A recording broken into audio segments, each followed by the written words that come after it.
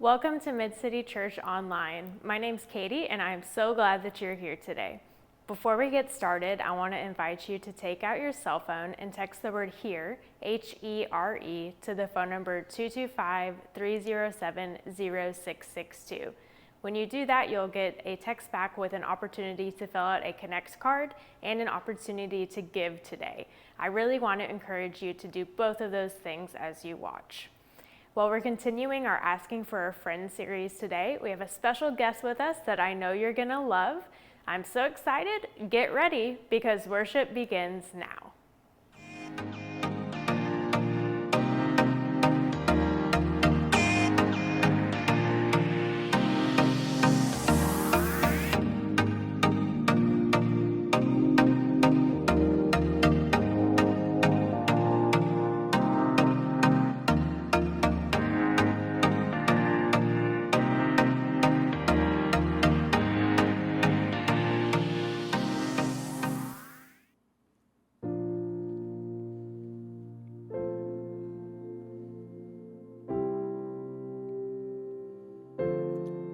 You are not hidden. There's never been a moment you were forgotten. You are not hopeless. Though you've been broken, your innocence stolen. I hear you whisper underneath your breath. I hear your SOS, your SOS. I will send out an army to find you in the middle of the darkest night. It's true, I will rescue you. There is no distance that cannot be covered over and over. You're not defenseless. I'll be your shelter, I'll be your armor. And I hear you whisper underneath your breath. And I hear your SOS, your SOS.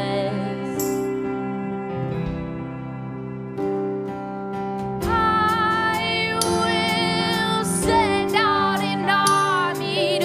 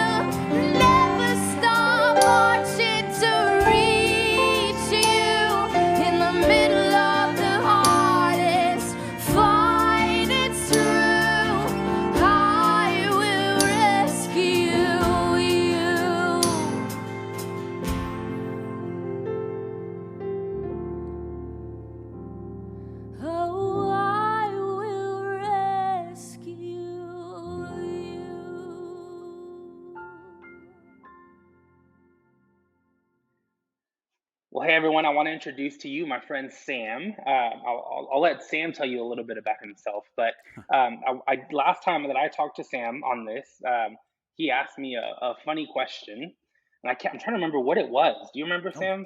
dude, I don't remember what I said to you before this. so I don't so remember I'll ask much. you.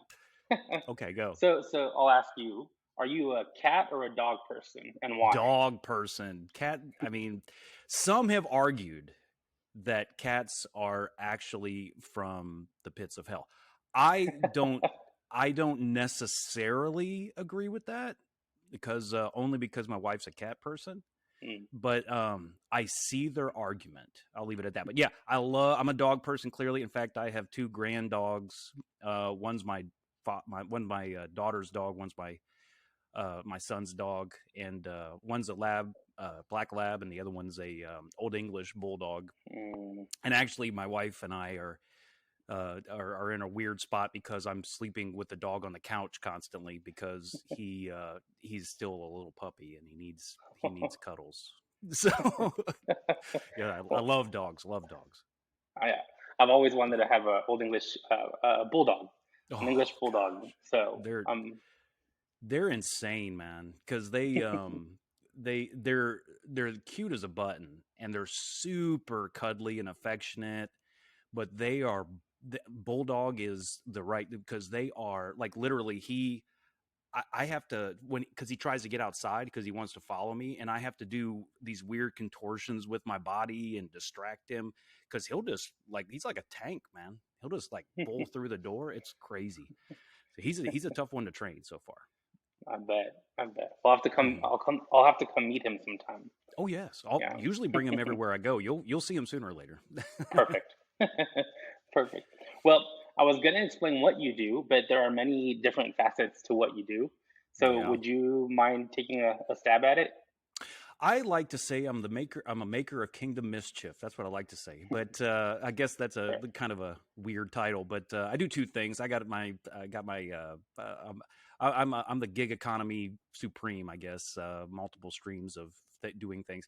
My one gig is I'm the pastor over at the Southeastern Wesley Foundation over in Hammond on the campus of Southeastern Louisiana University, and I hate oh gosh this title is so long it's ridiculous. Associate Director of Office of Congregational Development and Transformation.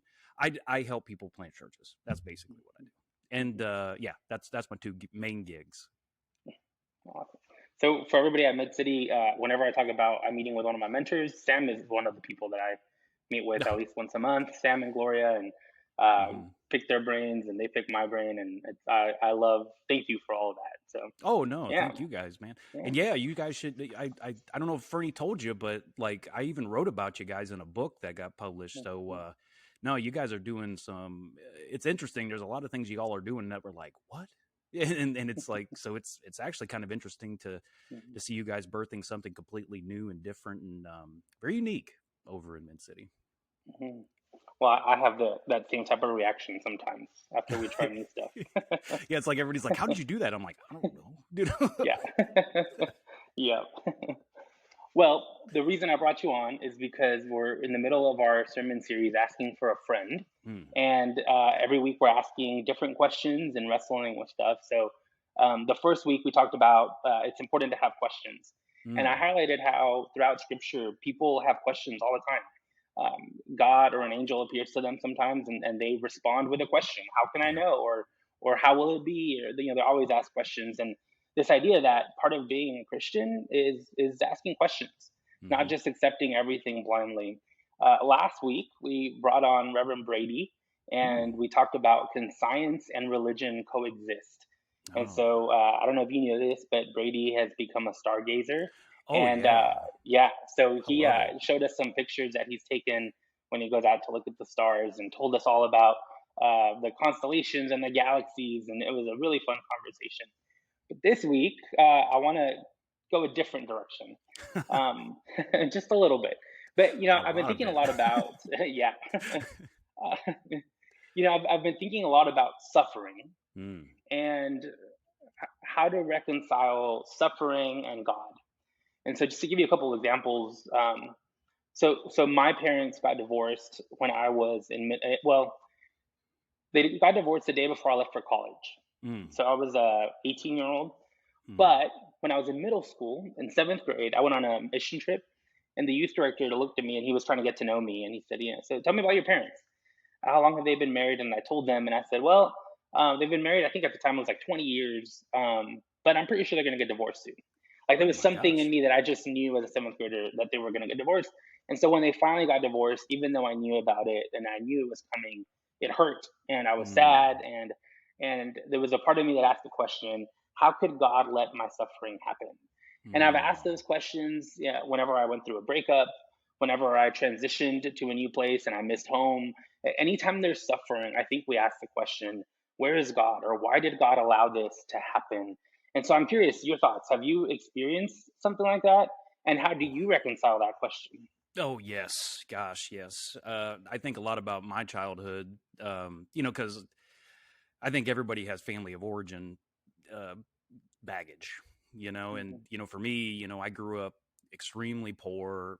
My dad suffered from post traumatic stress from Vietnam, and so mhm, there was a lot of. I mean, there was even one point in our life we lived in a car for 6 months, and I mean, I grew up around suffering constantly, and I really think it's why, for most of my life, well, at least the first part of my life anyway, I'm 47 now, but for the first half of my life so far, I mean, I was not a Christian. And in fact, my exposure to religion at all uh, did a very poor job of explaining to me why all these bad things were happening, you know? mhm, And so I was like, well, this is all crap. It mhm, doesn't do anything. It doesn't explain anything. It just makes your life more difficult. Or what is I learn later. It's opium for the masses kind of thing.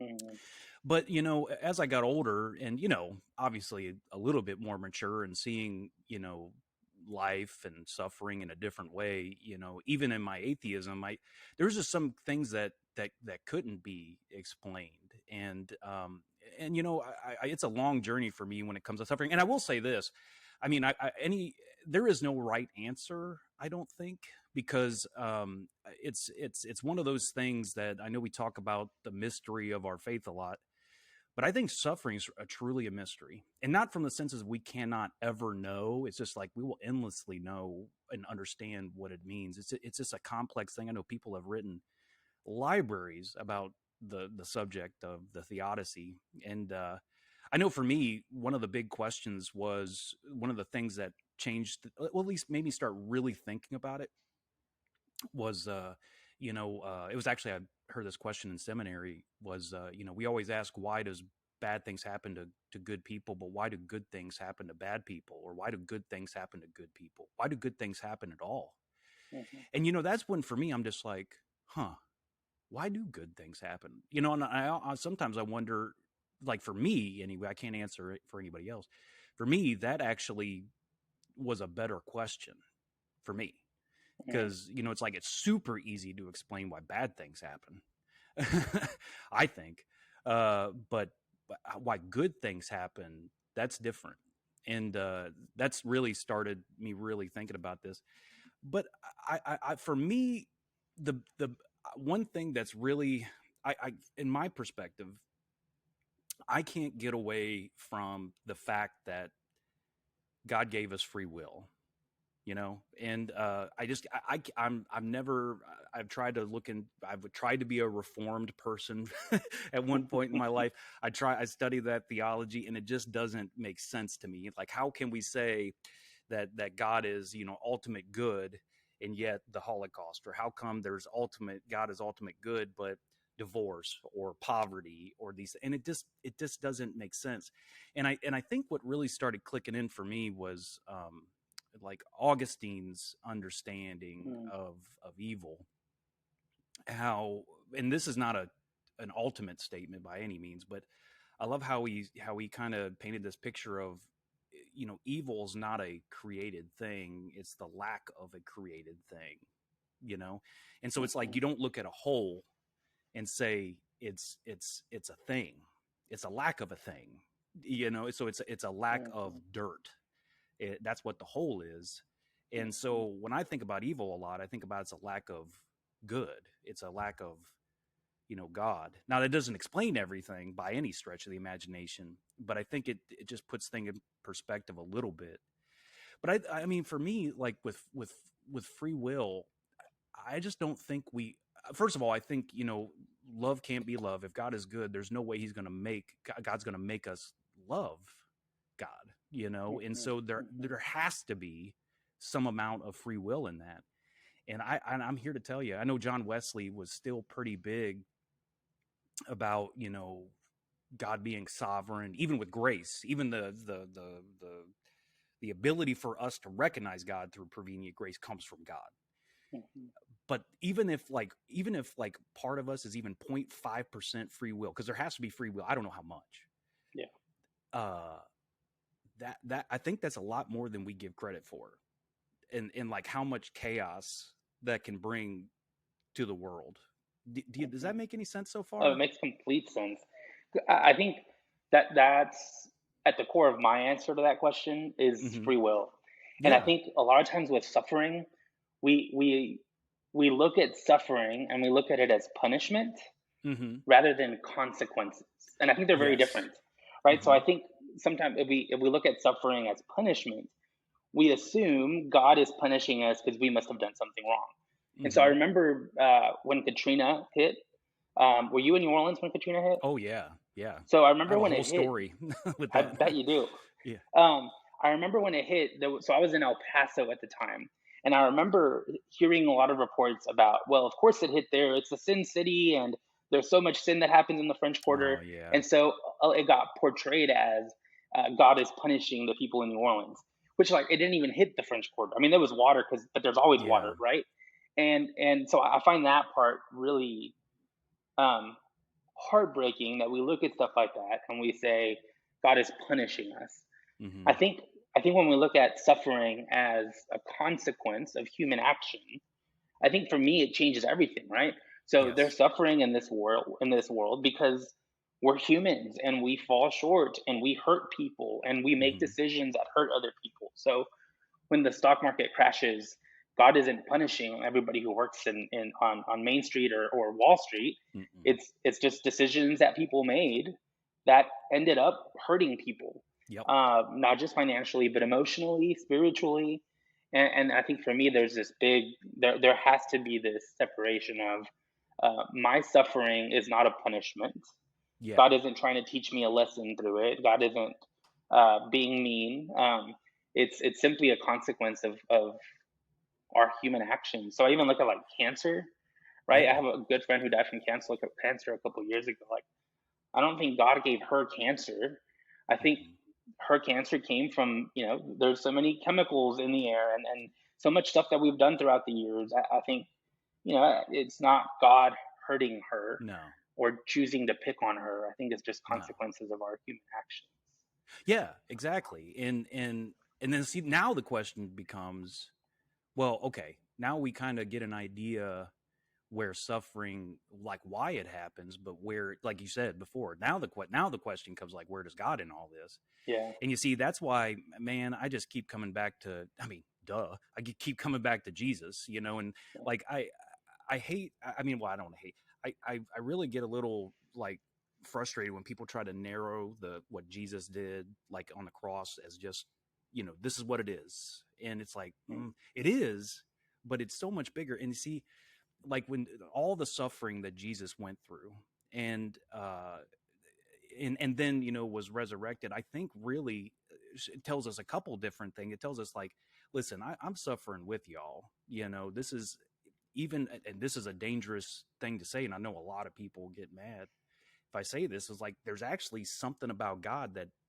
God can't do a few things, and not because God can't, maybe God won't back to our free will, because once again, if God steps in anything of our free will, then it's just going to muck up this whole, love business.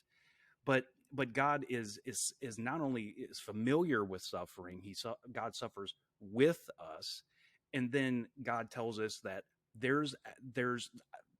you're going to figure out one day, you're going to see that that suffering will the suffering wasn't pointless, that and that there will be, this big term, there'll be salvation from it, there'll be you'll be saved from it eventually, that all of creation will be saved from it, or freed from it, maybe a better way to say it.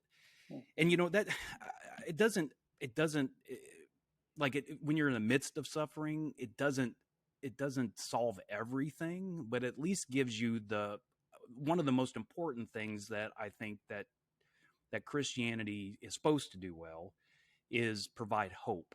That it sucks what you're going through. We have no idea where it came from or why. We got a few ideas, but there's hope. No matter where it ends up, there's hope at one point coming.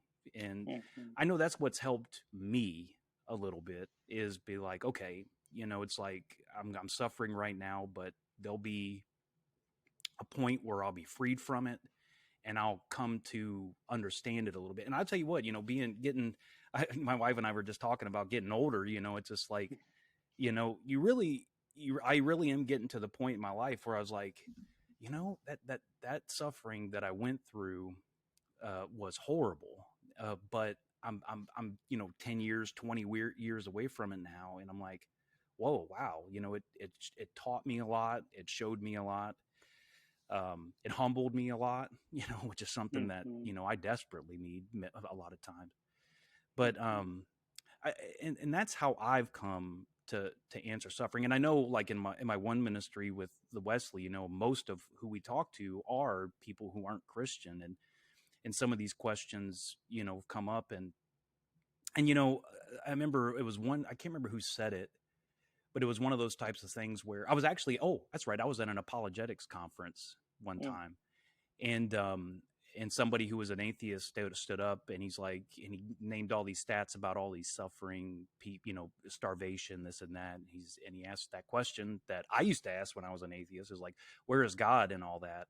And I don't necessarily like how the dude responded so much, because it was kind of a gotcha, but it's a good response. If it would have been done a little bit more softly, I think, was his response was, well, God's asking you the same question. Where were you during these things? And see, and that's what I think that we as Christians, but more as humans, we don't like taking responsibility for stuff, and I'm not saying that, like people are doing all these horribly nefarious things that are hurting people. But once again, I think that when it comes to our free will, it's a huge gift from God that we can take ownership of. And I may not be able to solve all of the hunger in the world, but I can solve the hunger that's around me, or even cancer, or anything big like that. I don't have the circle of influence to cure cancer, but I certainly can come to somebody's bedside that's suffering from it and be a little bit of comfort to them in their time of need. And I think that sometimes that's our answer for suffering, is like, it's right in front of us, and I know that's one of the big things that in my more immature years, I would say to folks that, because we all, listen, I'm going to spill some pastor tea, but it's like, it's one of those type of things where we all struggle to get people to engage in quote unquote mission to care for people. And I would always get frustrated, be like, see, when I was starving because I was at one point starving in a trailer park with cockroaches all over me, all the church wanted me to do was get them to come to their VBS.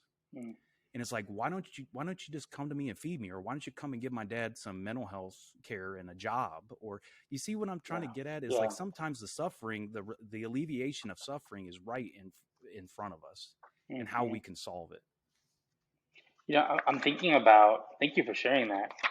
Yeah. I'm trying to find it in this, but I'm thinking about the story in Job, where all this suffering happens in his life, and his friends come over, and the very first thing they do is just sit there in his suffering with him. And if I remember correctly, I think it even says that they wept with him. Um, and I just find that, ignore the rest of that book for a second.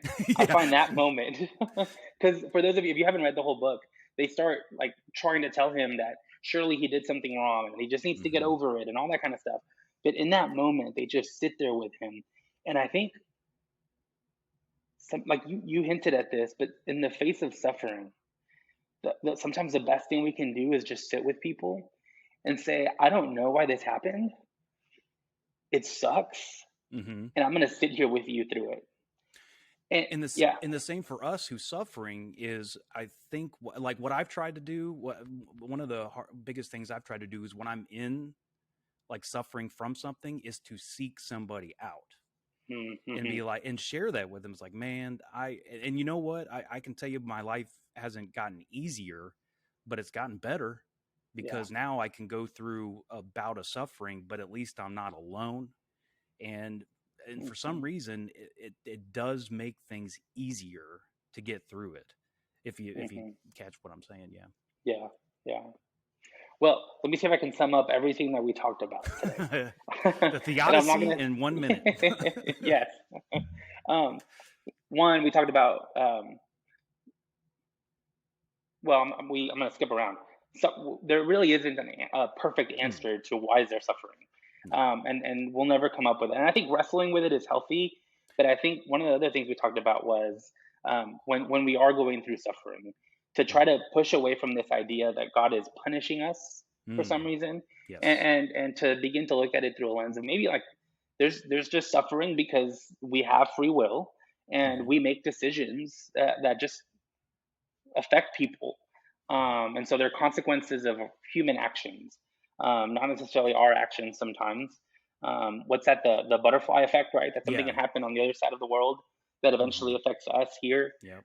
We talked about that. What else? What else am I forgetting? Well, we talked about how when it comes to I guess our responsibility or our Yeah. capability Yeah. to participate in the alleviation of suffering. Hmm. Yeah. Adam Hamilton said, I wrote this down. He said, God is the source of hope and comfort in the face of suffering. And then he Hmm. goes on to say, the way God is the source of hope and comfort is by nudging us and pushing us to go and be the hands and feet that help, that Yes. serve those who are hungry, that help in hurricane recovery, that help when a building collapses, that God is present through all those people. Hmm. Yeah. Yes. Yeah. Yes. Awesome. And to just own and to really, when you get those nudges, is to follow them the best you can, because that is the prayer, the answered prayer to somebody suffering. Mhm, mhm. Yeah, yeah. Well, Sam, I want to thank you so much for Yeah. this conversation. I'm sure that next time we see each other, we'll keep talking about this a little bit. And Oh for yeah. those of you at home, yeah.